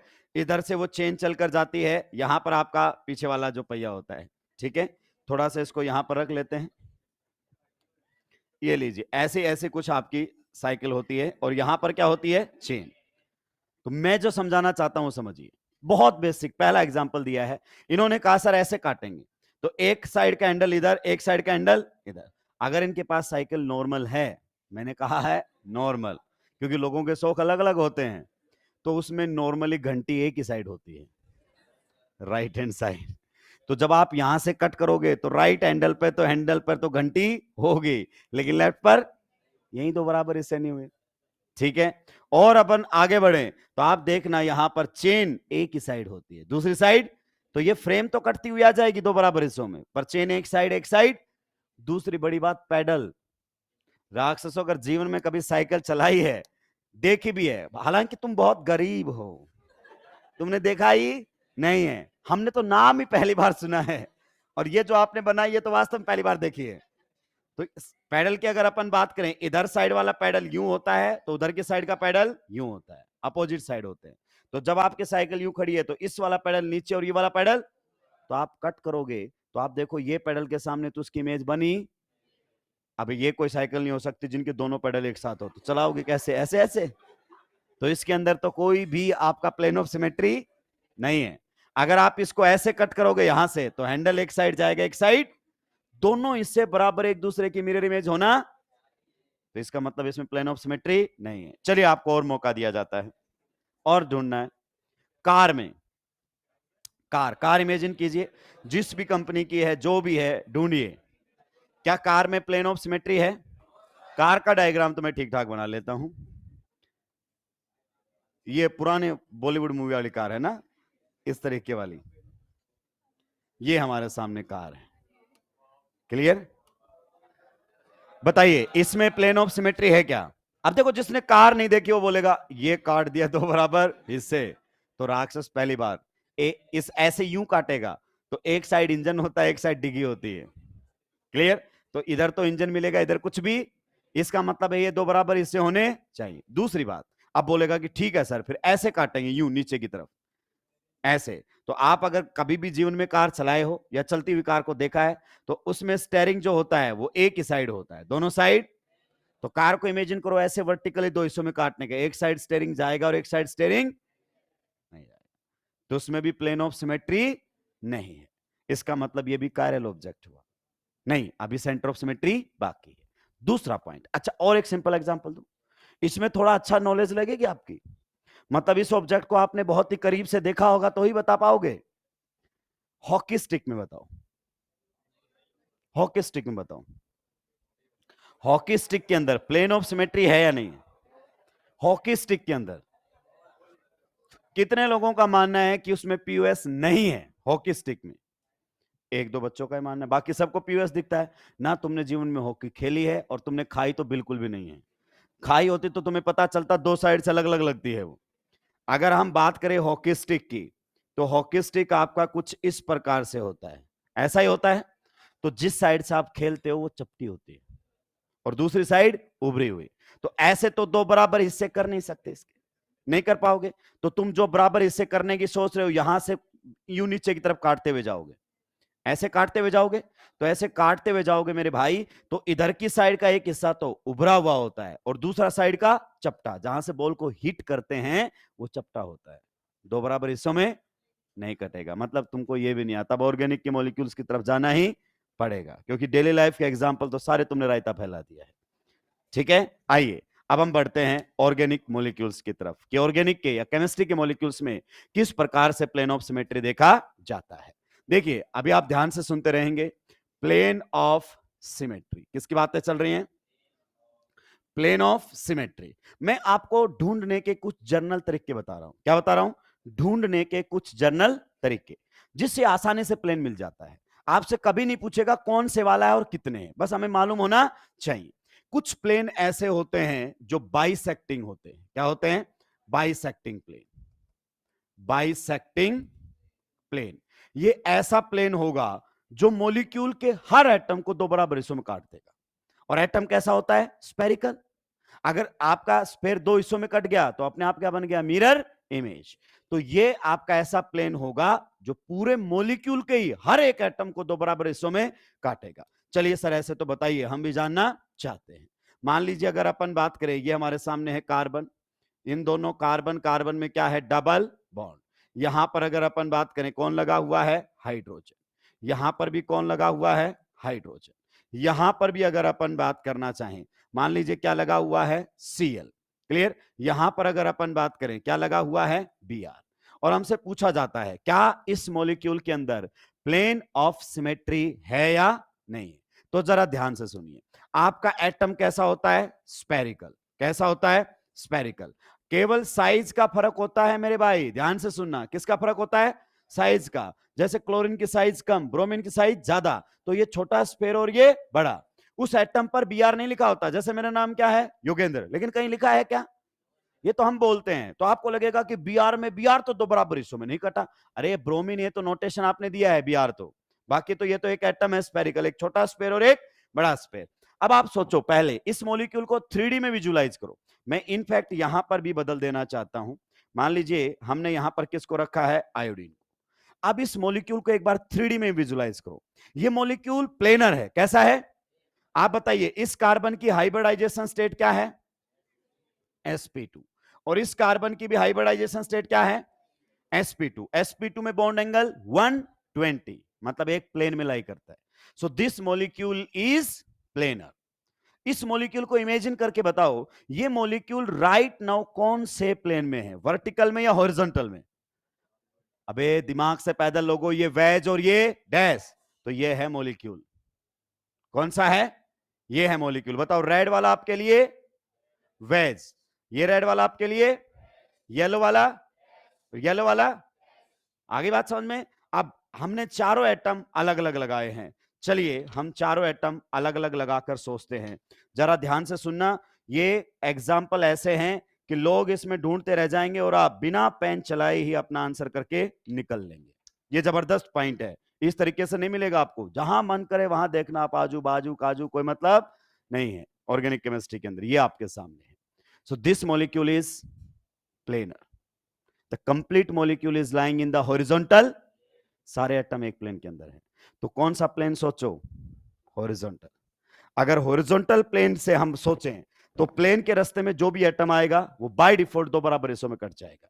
तो अगर मैं ये प्लेन सोचूं तो ये एक स्पेयर है, ये भी एक स्पेयर है, तो बताइए यूं जो प्लेन जाएगा इन दोनों को बराबर हिस्सों में, आधा पर्पल ऊपर, आधा पर्पल, आधा येलो ऊपर, आधा येलो, आधा ब्लैक ऊपर, आधा ब्लैक, फिर आधा ब्लैक, आधा ब्लैक, आधा येलो, आधा येलो, आधा येलो, आधा येलो, पूरा मॉलिक्यूल दो बराबर हिस्सों में कट गया। कौन से प्लेन ने काट दिया? जिस प्लेन में ये लाई कर रहा था, जिसे हम मॉलिक्यूलर प्लेन बोलते हैं। कौन सा बोलते हैं? तो अगर मॉलिक्यूल प्लेनर है तो वो एक ही प्लेन में आएगा, मतलब सभी एटम एक प्लेन में लाई करेंगे, और उसी प्लेन से आप उस पूरे मॉलिक्यूल को क्या कर सकते हो? बाइसेक्ट। तो हाल फिलहाल आपके पास कितने एटम है? 6। हर एक एटम दो बराबर हिस्सों में कट जाएगा। अगर अपन ब्लेड लाकर इसको कट करें ना तो इस एक मॉलिक्यूल के कितने हिस्से हो जाएंगे? 2। आपके यहां से 2 येलो अलग अलग हो जाएंगे, यहां से 2 आपके जो है ब्लू अलग हो जाएंगे, 2 ब्लैक अलग, बिल्कुल एक दूसरे की क्या दिखाई देगी? Mirror image. तो आपके सामने जो प्लेन निकलेगा वो कुछ इस प्रकार से निकलेगा। इसको भी कितने हिस्सों में काटेगा? 2। इसको भी कितने हिस्सों में काटेगा? 2। इसको भी कितने हिस्सों में काटेगा? 2। इसको भी कितने हिस्सों में काटेगा? 2। और इसको भी 2। तो दुनिया के हर प्लेनर मॉलिक्यूल को दो बराबर हिस्सों में काटा जा सकता है। मेरी टैगलाइन ध्यान रखना, प्लेनर है तो पीओएस है। जिस प्लेन में मॉलिक्यूल है उसी में कट जाएगा, इसे मॉलिक्यूलर प्लेन कहते हैं। क्या कहते हैं? मॉलिक्यूलर। चलिए और समझते हैं, इनऑर्गेनिक एग्जांपल की तरफ आते हैं। मान लीजिए आप लोगों के सामने BF3 मॉलिक्यूल है। क्या है? यहां पर हमारे सामने है फ्लोरीन, यहां पर अगर अपन बात करना चाहें तो भी फ्लोरीन, और यहां पर अगर अपन बात करें तो भी फ्लोरीन। तो आपका जो BF3 मॉलिक्यूल है वो प्लेनर मॉलिक्यूल है, बिकॉज बोरॉन की जो हाइब्रिडाइजेशन स्टेट है वो है sp2। तो आप समझिए ये एक आपके सामने एटम है, मतलब atoms are spherical in shape. तो कौन से वाले प्लेन से काटोगे? Right now this molecule is lying in which plane? Horizontal plane. अरे ये देखो, ऐसे सोचो, एक फ्लोरीन आपकी तरफ, एक फ्लोरीन आपसे दूर, और एक फ्लोरीन ना आपसे दूर ना आपसे नजदीक, सॉलिड लाइन के ऊपर। तो कौन से वाला प्लेन से? हॉरिजॉन्टल प्लेन से काट दो। तो जब हॉरिजॉन्टल प्लेन से कटेगा, आधा फ्लोरीन ऊपर आधा फ्लोरीन, आधा फ्लोरीन ऊपर आधा फ्लोरीन, आधा फ्लोरीन ऊपर आधा फ्लोरीन, आधा फ्लोरीन ऊपर आधा फ्लोरीन। तो इससे एक बात क्लियर हो गई कि जिस भी एटम से आपका प्लेन निकलेगा वो एटम दो बराबर हिस्सों में कटेगा भी और बटेगा भी। इस प्लेन को हम कौन सा प्लेन बोलते हैं? Bisecting plane. Means each and every atom is bisected, मतलब दो बराबर हिस्सों में कट गया है। कोई ऐसा एटम नहीं बचा जो कटा ना हो, और जिस भी एटम से प्लेन गया वो दो बराबर हिस्सों में कटेगा भी और बटेगा भी। टेंशन लेना ही नहीं कभी भी उसकी, क्योंकि एटम पहले ही बता चुके हैं कैसा होता है, स्फेरिकल। इसका मतलब क्या पता चला? इसका मतलब यह पता चला, every planar molecule, every planar molecule, every planar molecule has a bisecting plane, has a bisecting plane। इस बाइसेक्टिंग प्लेन को कई बार आप स्लाइस कट भी कह देते हैं। क्या कह देते हैं? Slice cut. इसका मतलब तो यह पता चल गया, एवरी प्लेनर मॉलिक्यूल इज एकायरल। ऐसी आती स्टेटमेंट घूमती हुई, ए प्लेनर मॉलिक्यूल इज एकायरल। अब बच्चा सोच रहा है कुछ दिया ही नहीं मॉलिक्यूल के बारे में। अबे मूर्ख, प्लेनर है तो पीओएस है, क्योंकि उसी प्लेन में मॉलिक्यूल कट जाएगा। कौन से प्लेन में? Molecular plane. अगर पूरा मॉलिक्यूल XY प्लेन में है तो XY प्लेन ही उसको दो बराबर हिस्सों में काट रहा होगा। क्या ये पॉइंट क्लियर हुआ? अभी लिखना नहीं है, पर आपसे कभी नहीं पूछा जाएगा बाइसेक्टिंग है या कौन सा है। हम खुद अपनी प्रैक्टिस कर रहे हैं कि कैसे इजीली ढूंढा जा सकता है। दूसरा हमारे सामने आता है रिफ्लेक्टिंग प्लेन। क्या आता है? Reflecting plane. ये एक ऐसा प्लेन होता है दोस्तों जो किसी एटम को कट नहीं करेगा, जो किसी एटम को कट नहीं करेगा, बल्कि एक हिस्से को दूसरे हिस्से की मिरर इमेज में कन्वर्ट करके दिखाएगा। आइए समझते हैं किस प्रकार की बातें मैं यहां पर कर रहा हूं, जरा ध्यान से सुनते हुए जाइए। यहां पर मान लीजिए हमारे सामने है Cl, क्लियर? या पर्टिकुलर एग्जांपल ले लेते हैं। यहां पर हमारे सामने COOH, यहां पर भी है COOH। यहां पर बताइए वेज पर कौन है? OH। डैश पर कौन है? H। यहां पर वेज पर कौन है? OH। यहां पर डैश पर कौन है? H। अब हमें ढूंढना है क्या इस मॉलिक्यूल के अंदर प्लेन ऑफ सिमेट्री है या नहीं है। तो आप ट्राई करके बताइए क्या इस मॉलिक्यूल के अंदर प्लेन ऑफ सिमेट्री है या नहीं। देखो मुझे तो इस मॉलिक्यूल में साफ साफ एक प्लेन दिखाई दे रहा है। प्लेन जरूरी नहीं है कि एटम्स को काटे ही, इसके बारे में सोचो। ये एक मिरर की तरह काम कर रहा है, मॉलिक्यूल के बिल्कुल बीच में आ गया है। थोड़ा समझाओ सर कैसे, अरे थोड़ा दिमाग लगाओ। COOH के सामने बताओ कौन है, तो बताओ मिरर इमेज बना दी कि नहीं बना दी। बताओ इधर कौन है, कार्बन, कार्बन के सामने बताओ OH इधर वेज पर, तो उधर भी वेज पर। OH के सामने आप जानते हैं OH इधर प्लेन से बाहर, तो उधर भी OH प्लेन से, और H के पीछे H। तो इस मॉलिक्यूल के अंदर प्लेन ऑफ सिमेट्री है। हालांकि हमने एक भी एटम नहीं काटा, कोई कटा नहीं है, लेकिन बीच से गया एक हिस्सा, दूसरे हिस्से की क्या दिख रही है, मिरर इमेज। अरे आपने ऐसे पहले भी डायग्राम बनाए हैं दोस्त, हमने किसी भी कॉर्नर को नहीं काटा। क्या हमने कोई कॉर्नर काटा, नहीं काटा, लेकिन इसकी मिरर इमेज ये बना दी, इसकी मिरर इमेज ये बना दी। तो ये रिफ्लेक्टिंग प्लेन है, मॉलिक्यूल को आधा हिस्सा उसी की मिरर इमेज दिखाई दे रही है। क्लियर। तो इस टाइप का प्लेन भी आपके सामने आ सकता है। नेक्स्ट अगर अपन बात करना चाहें दोस्तों, तो एक प्लेन हमारे सामने, तो ये मॉलिक्यूल बताओ इसमें क्या आ गया है, पीओएस। पीओएस का मतलब मॉलिक्यूल कायरल या achiral.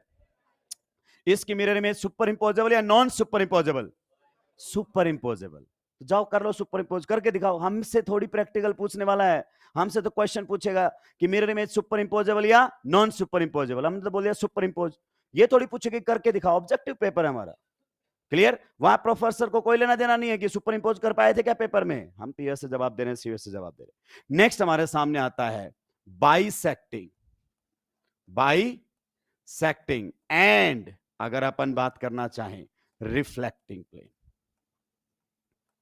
Bisecting and reflecting plane, bisecting and reflecting plane, ये हमारे सामने। मतलब ये प्लेन कुछ ऐसा होगा, कुछ एटम्स को तो क्या करेगा, काटेगा, और जिनको नहीं काटेगा उनकी मिरर इमेज दिखा देगा, सेम एटम एकदम सामने। आइए बहुत ही बेसिक एग्जांपल से, यही एग्जांपल मैं वापस से उठाता हूं, सभी का ध्यान इधर होना चाहिए।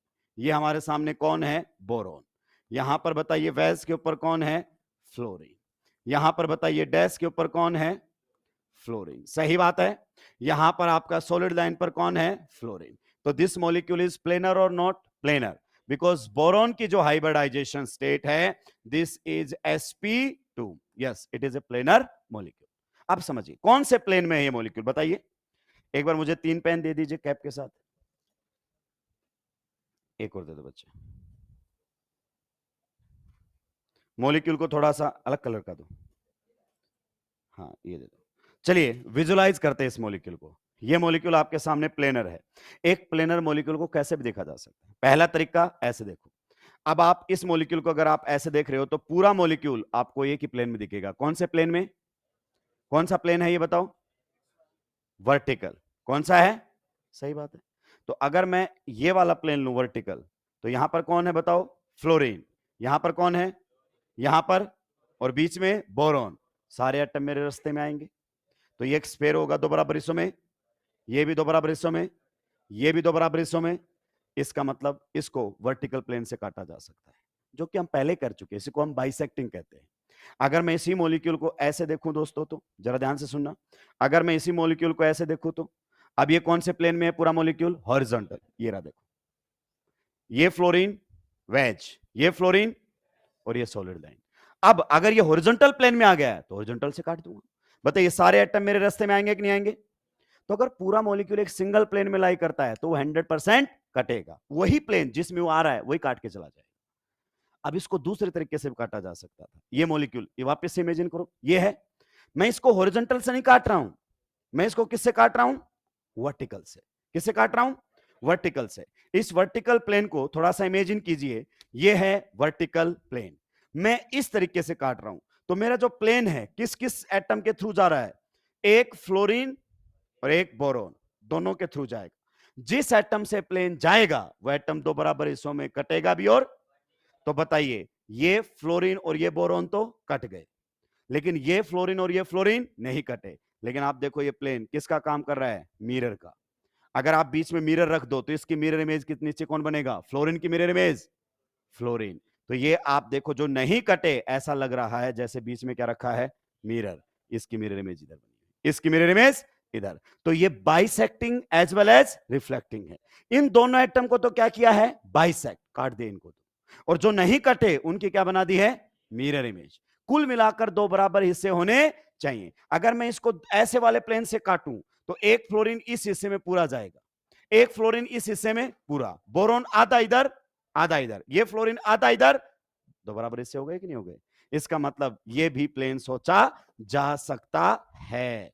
तो यहां पर आप लोगों के सामने कौन से वाले प्लेन की अपन बात कर सकते हैं, यहां पर हम इस वाले प्लेन की बातें कर सकते हैं। अब 3D में तो बातें होंगी नहीं, किस में होंगी, 2D में।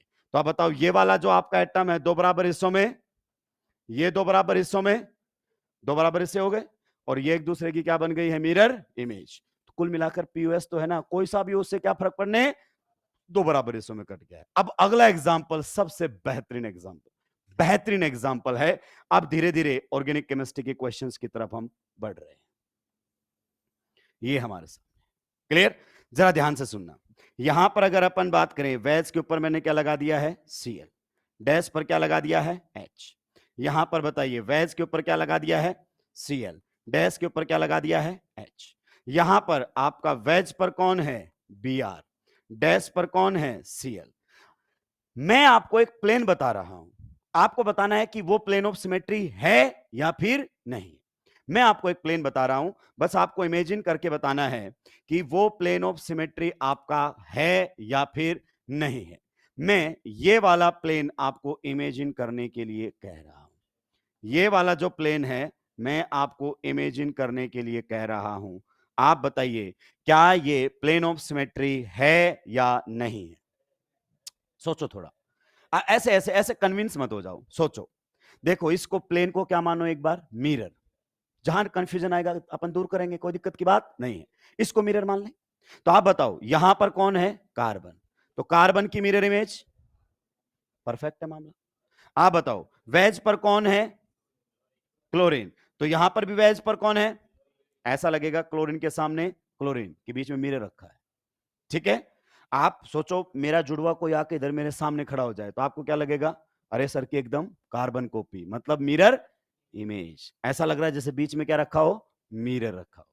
तो ये देखो, Cl के सामने Cl, H के सामने H। सर यहां तक परफेक्ट था, कहीं दिक्कत नहीं। अच्छा, ये प्लेन जो है ये इस कार्बन के बिल्कुल बीच से गया है, क्लियर। तो यहां भी बच्चे को डाउट नहीं, कार्बन जो आपका एटम होगा वो दो बराबर हिस्सों में कट गया। लेकिन अब बड़ा कंफ्यूजन आता है बच्चे कि सर एक साइड और एक साइड, ये तो एक दूसरे की मिरर इमेज।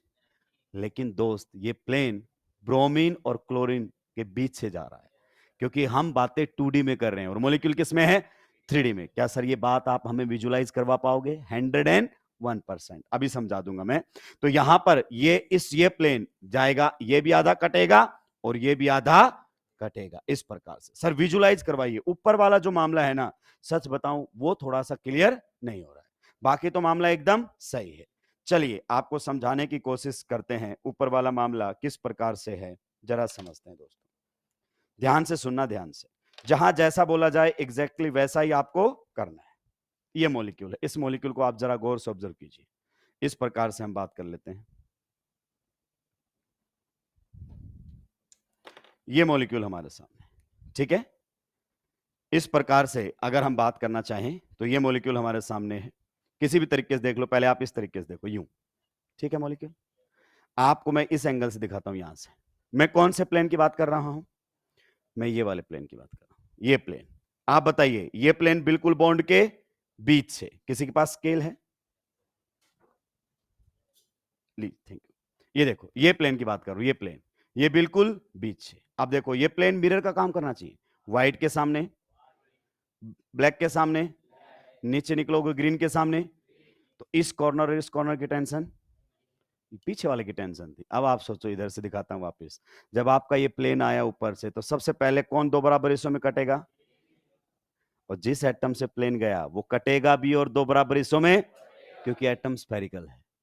तो ग्रीन के कितने हिस्से हो गए, ब्लैक के कितने हिस्से हो गए, और आपके ग्रे के कितने हिस्से हो गए। तो ये जब प्लेन यूं आ रहा है तो इन तीनों एटम्स को काट के जा रहा है। लेकिन ये हम 2D में बता नहीं सकते। तो फिर सर कैसे समझें? ऐसे समझो कि जिस कॉर्नर से, सबसे जबरदस्त पॉइंट आ रहा है, क्लियर, जिस कॉर्नर से, इस कॉर्नर की बात कर रहा हूं, इस कॉर्नर से, अगर इस कॉर्नर से प्लेन गुजर रहा है तो इस कॉर्नर पर लगे हुए एटम दो बराबर हिस्सों में बट भी गए और कट भी गए। क्योंकि 2D में बताना थोड़ा मुश्किल होता है, तो ये प्लेन इनफैक्ट आपके सामने कुछ इस प्रकार से जा रहा है। और वैसे भी वेज और डैश का प्लेन क्या होता है? सेम, एक ही तो प्लेन में होते हैं। तो ये भी कटेगा और वो भी कटेगा। इस एग्जैक्टली मुझे ऐसे दिखाओ, एग्जैक्टली आप मुझे इसी प्रकार से दिखाओ, तो एग्जैक्टली आप लोगों के सामने कुछ इस प्रकार से दिखाया जा सकता है। ये देखो, बताओ ये क्या है? वेज। ये क्या है? ये क्या है? वेज। ये क्या है? कौन सा प्लेन है? ये हॉरिजॉन्टल। ये हॉरिजॉन्टल प्लेन। बताओ, ग्रे एंड आपका ग्रीन दो बराबर हिस्सों में कटेगा, प्लेन के बिल्कुल रास्ते में है। ब्लैक दो बराबर हिस्सों में, और फिर बिल्कुल बीच से। तो अगर मैं इसको ब्लेड से काटूं तो एक हिस्सा तो ये, और एक हिस्सा ये, और ये तीनों आधे आधे। तो जिस कॉर्नर से आपका प्लेन जा रहा है उस कॉर्नर की टेंशन आपको नहीं लेनी। वहां लगे हुए एटम कट भी गए और दो बराबर हिस्सों में बट भी गए। ये अभी आपने माना नहीं। क्लियर? अभी आपके दिमाग में गया नहीं। अगर ये पॉइंट आपको समझ में आया है तो आप अगले वाले क्वेश्चन का जवाब देंगे। जरा ध्यान से सुनिए, जरा ध्यान से ना, एकदम बढ़िया तरीके से। मान लीजिए हमारे सामने कुछ इस प्रकार से मॉलिक्यूल दिया हुआ है, कुछ इस प्रकार से। यहां पर है फ्लोरीन, यहां पर है क्लोरीन, यहां पर है ब्रोमीन, और यहां पर है आयोडीन। आप बताइए क्या इस मॉलिक्यूल के अंदर प्लेन ऑफ सिमेट्री है या नहीं? क्या इस मॉलिक्यूल के अंदर प्लेन ऑफ सिमेट्री है या नहीं? कहां से काटा इस मॉलिक्यूल को आपने? आप वो बात छोड़िए, आप, मैं बता रहा हूं, वो बताओ वो प्लेन ऑफ सिमेट्री है कि नहीं। अगर मैं इस मॉलिक्यूल को इस वाले प्लेन के थ्रू कट करूं, अगर मैं इस मॉलिक्यूल को इस वाले प्लेन के थ्रू क्या करूं? कट करूं, इस पर बताओ क्या ख्याल आता है? अब सोचो। अब देखो, जिसने समझा ना वही समझेगा, क्योंकि स्टीरियो की बात है। भाई आपका प्लेन किस किस को बाइसेक्ट करके जाएगा? ये जो कार्बन है, ये जो फ्लोरीन है, ये जो क्लोरीन है, ये तीनों के तीनों बराबर हिस्सों में कटेंगे, क्योंकि इनके थ्रू तो प्लेन जा रहा है। सिमिलरली ये कार्बन के भी कितने हिस्से हो जाएंगे? दो हिस्से। ब्रोमीन के भी कितने हिस्से हो जाएंगे? दो हिस्से। आयोडीन को भी कितने हिस्से हो जाएंगे? दो हिस्से। तो ये तो 6 के 6 एटम कट गए। जो नहीं कटे वो दोस्त एग्जैक्टली मिरर इमेज है। बताइए यहां पर कौन है? कार्बन। तो कार्बन की मिरर इमेज, सेम एटम सामने बना। आप बताइए यहां पर वेज पर कौन है? हाइड्रोजन। तो यहां पर भी तो कुछ नहीं है, मतलब हाइड्रोजन। बताइए डैश पर कौन है? हाइड्रोजन। तो यहां पर भी डैश पर हाइड्रोजन। तो ये दोनों कॉर्नर तो बाइसेक्ट हो गए, और जो नहीं कटे वो एक दूसरे की मिरर इमेज। लेकिन एग्जामिनर क्या है? डेढ़ चाणा। एग्जामिनर को मालूम है कि जब मास्टर पढ़ाएगा तब तक तो ये ऐसी बातें करता है, बाद में ये ऐसी बातें भूल जाता है, और मैं वहीं से इसको क्या कर दूंगा? साफ। इसी प्रकार से देखिए, ये सबसे जबरदस्त पॉइंट होते हैं कि हमने जो बातें मानी उनको किस तरीके से लिखा जा सकता है। अब एग्जामिनर डेढ़ चाणा इस प्रकार से आप लोगों के सामने लिखेगा। यहां पर लिख देगा क्या? आयोडीन। यहां पर अगर अपन बात करना चाहें लिख देगा कौन? क्लोरीन। यहां पर लिख देगा कौन? ब्रोमीन। और यहां पर लिख देगा कौन? आपका, अच्छा उधर फ्लोरीन था ना, सेम ले लेते हैं। तो यहां पर लिख देगा कौन? फ्लोरीन। और यहां पर लिख देगा कौन? आयोडीन। और आपसे पूछेगा कि बताइए क्या इसमें प्लेन ऑफ सिमेट्री है या नहीं है? मैं पूछ रहा हूं, आप बताइए क्या इसमें प्लेन ऑफ सिमेट्री है या नहीं? पक्का? अगर दोस्त मैं इस मॉलिक्यूल को इस वाले प्लेन से काटूं, कौन से वाले प्लेन से काटूं? अगर मैं इस मॉलिक्यूल को इस वाले प्लेन से काटूं, तो बताइए क्या ये प्लेन आपका प्लेन ऑफ सिमेट्री का काम कर रहा है? क्या ये प्लेन प्लेन ऑफ सिमेट्री का काम कर रहा है? अब बच्चा क्या कह रहा है? ये कैसा प्लेन हुआ? फ्लोरीन के नीचे फ्लोरीन की मिरर इमेज क्या दिख रहा है? क्लोरीन। अबे मूर्ख इंसान, ये दिखाने का तरीका है। ये और ये सेम बात है। अप है फ्लोरीन, क्या है बताइए? अप। और ये क्या है? डाउन। आपको ये आप वैस भी बोल सकते हो। तो आप सोचो, यहां पर फ्लोरीन आपकी साइड और क्लोरीन आपसे दूर, तो ऐसे हैं फ्लोरीन और क्लोरीन। और कौन सा प्लेन था? हॉरिजॉन्टल। तो यहां पर ऐसे हैं, इधर कौन है? आपकी साइड फ्लोरीन, और उधर कौन है? क्लोरीन। ऐसे कटेगा। तो मैंने सिंपलेस्ट वे में क्या बताया कि जिस कॉर्नर से प्लेन गया, क्या बोला मैंने? जिस कॉर्नर से प्लेन गया उन एटम्स की तो टेंशन लेनी ही। अगर आपको ये बात समझ में आई होती तो यहां से कटते हुए दिखते। जिस कॉर्नर से प्लेन गया उनकी तो टेंशन लेनी ही। ये तो जस्ट लिखने का एक तरीका है। आगे बात समझ में? ये बराबर हिस्सों में कट भी गए और सही बात है कि नहीं है? बाकी देखो जो नहीं कटे, क्या वो एक दूसरे की मिरर इमेज बन पा रहे हैं? तो कार्बन के सामने कार्बन, बताओ वेज पर हाइड्रोजन, डैश पर, यहां पर भी वेज पर हाइड्रोजन, डैश पर। इनफैक्ट ये दो अलग मॉलिक्यूल नहीं है, दोनों को लिखने का तरीका अलग है। आप बताइए, ये वेज डैश में लिखा गया है, ये अप एंड डाउन करके लिखा गया है। तो यहां पर भी इन दोनों मॉलिक्यूल्स में क्या देखने को मिलेगा? पीओएस। पीओएस का मतलब मॉलिक्यूल कायरल या achiral? Achiral. Mirror image superimposable या non superimposable? Optically active या इनएक्टिव? ऑप्टिकली एक्टिव या इनएक्टिव? इनएक्टिव। पीओएस सीओएस आते molecule achiral, and achiral molecules are optically. खत्म हो गई कहानी। क्लियर? जल्दी सुलटाएंगे, आज के लिए इतना ही। ये बहुत ही बेहतरीन कॉन्सेप्ट थे भाई। थोड़ा सा लास्ट ईयर से जो तरीका रहेगा वो अलग रहेगा। आपको ये बिल्कुल नहीं पूछेगा कि बाइसेक्टिंग है, रिफ्लेक्टिंग है, क्या है। आपको तो बस प्लेन ऑफ सिमेट्री दिखाई देना चाहिए, कोई से वाला भी हो, कद्दू फर्क नहीं पड़ता उससे।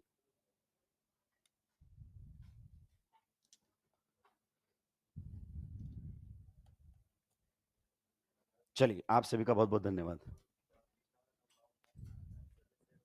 क्लास के बाद, क्लास के बाद पूछ लेना बाहर ना। हाँ।